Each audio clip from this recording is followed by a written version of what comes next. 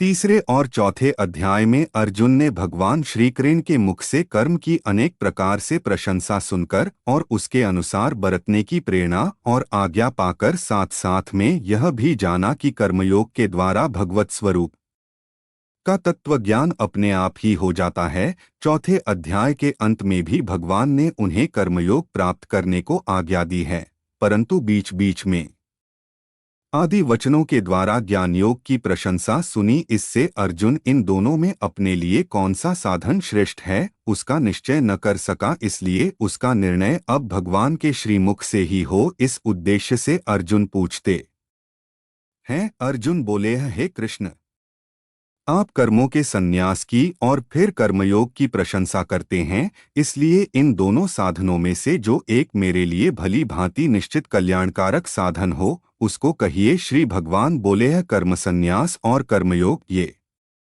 दोनों ही परम कल्याण के करने वाले हैं, परंतु उन दोनों में भी कर्म संन्यास से कर्मयोग साधन में सुगम होने से श्रेष्ठ है। हे अर्जुन, जो पुरुष किसी से द्वेष नहीं करता है और न किसी की आकांक्षा करता है वह कर्मयोगी सदा सन्यासी ही समझने योग्य है, क्योंकि रागद्वेषादि द्वंद्वों से रहित पुरुष सुखपूर्वक संसार बंधन से मुक्त हो जाता है।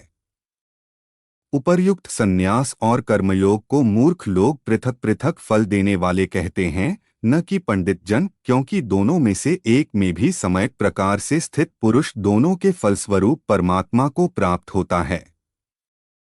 ज्ञानयोगियों द्वारा जो परम धाम प्राप्त किया जाता है कर्मयोगियों द्वारा भी वही प्राप्त किया जाता है। इसलिए जो पुरुष ज्ञानयोग और कर्मयोग को फल रूप में एक देखता है वही यथार्थ देखता है। परंतु हे अर्जुन, कर्मयोग के बिना होने वाले संन्यास अर्थात मन, इंद्रिय और शरीर द्वारा होने वाले संपूर्ण कर्मों में कर्तापन का त्याग प्राप्त होना कठिन है, और भगवत स्वरूप को मनन करने वाला कर्मयोगी परब्रह्म परमात्मा को डोट शीघ्र ही प्राप्त हो जाता है, जिसका मन अपने वश में है, जो जितेंद्रिय और विशुद्ध अंतःकरण वाला तथा संपूर्ण प्राणियों का आत्मरूप परमात्म ही जिसका आत्मा है। ऐसा कर्मयोगी कर्म करता हुआ भी लिप्त नहीं होता। तत्व को जानने वाला सांख्य योगी तो देखता हुआ, सुनता हुआ, स्पर्श करता हुआ, सूंघता हुआ, भोजन करता हुआ, गमन करता हुआ, सोता हुआ, श्वास लेता हुआ, बोलता हुआ, त्यागता हुआ, ग्रहण करता हुआ तथा आँखों को डोट खोलता और मूंदता हुआ भी सब इंद्रियां अपने अपने अर्थों में बरत रही हैं।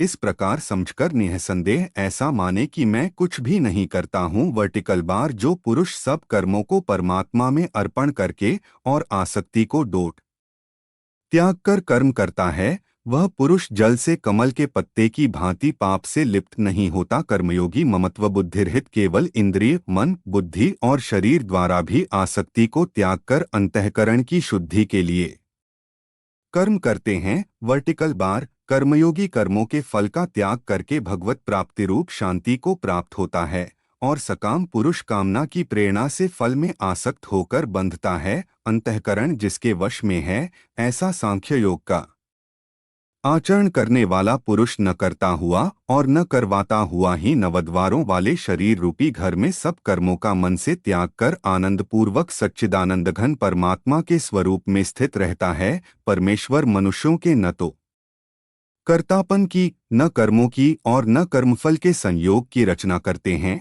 किंतु स्वभाव ही बरत रहा है। सर्वव्यापी परमेश्वर भी न किसी के पाप कर्म को और न किसी के शुभ कर्म को ही ग्रहण करता है, किंतु अज्ञान के द्वारा ज्ञान ढका हुआ है, उसी से सब अज्ञानी मनुष्य मोहित हो रहे हैं। परंतु जिनका वह अज्ञान परमात्मा के तत्वज्ञान द्वारा नष्ट कर दिया गया है, उनका वह ज्ञान सूर्य के सदृश उस सच्चिदानंद घन परमात्मा को डोट प्रकाशित कर देता है। जिनका मन तद्रूप हो रहा है, जिनकी बुद्धि तद्रूप हो रही है, और सच्चिदानंद घन परमात्मा में ही जिनकी निरंतर एक ही भाव से स्थिति है, ऐसे तत्परायण पुरुष ज्ञान के द्वारा पापरहित होकर अपुनरावृत्ति को अर्थात परम गति को प्राप्त होते हैं। वे ज्ञानीजन विद्या और विनययुक्त ब्राह्मण में तथा गौ, हाथी, कुत्ते और चांडाल में भी समदर्शी होते हैं। जिनका मन संभाव में स्थित है, उनके द्वारा इस जीवित अवस्था में ही संपूर्ण संसार जीत लिया गया है।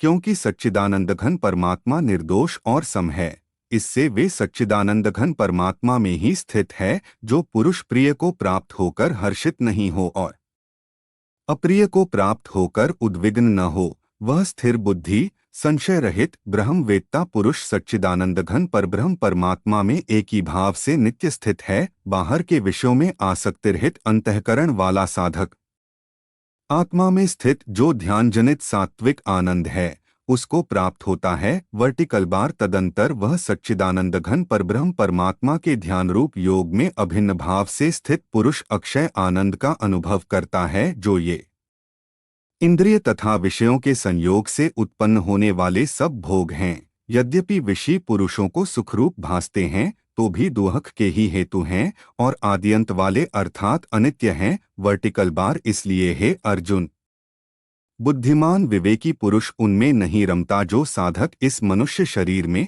शरीर का नाश होने से पहले ही कामक्रोध से उत्पन्न होने वाले वेग को सहन करने में समर्थ हो जाता है। वही पुरुष योगी है और वही सुखी है। जो पुरुष अंतरात्मा में ही सुख वाला है, आत्मा में ही रमण करने वाला है तथा जो आत्मा में ही ज्ञान वाला है, वह सच्चिदानंद घन परब्रह्म परमात्मा के साथ एक ही भाव को प्राप्त सांख्योगी शांत ब्रह्मा को डोट प्राप्त होता है, जिनके सब पाप नष्ट हो गए हैं, जिनके सब संशय ज्ञान के द्वारा निवृत्त हो गए हैं, जो संपूर्ण प्राणियों के हित में रत हैं और जिनका जीता हुआ मन निश्चल भाव से परमात्मा में स्थित हैं। वे ब्रह्मवेत्ता पुरुष शांत ब्रह्मा को प्राप्त होते हैं। काम क्रोध से रहित जीते हुए चित्त वाले परब्रह्म परमात्मा का साक्षात्कार किए हुए ज्ञानी पुरुषों के लिए सब ओर से शांत परब्रह्म परमात्मा ही परिपूर्ण है। बाहर के विषय भोगों को न चिंतन करता हुआ बाहर ही निकालकर और नेत्रों की दृष्टि को भ्रिकुटी के बीच में स्थित करके तथा नासिका में विचरने वाले प्राण और अपान वायु को सम करके,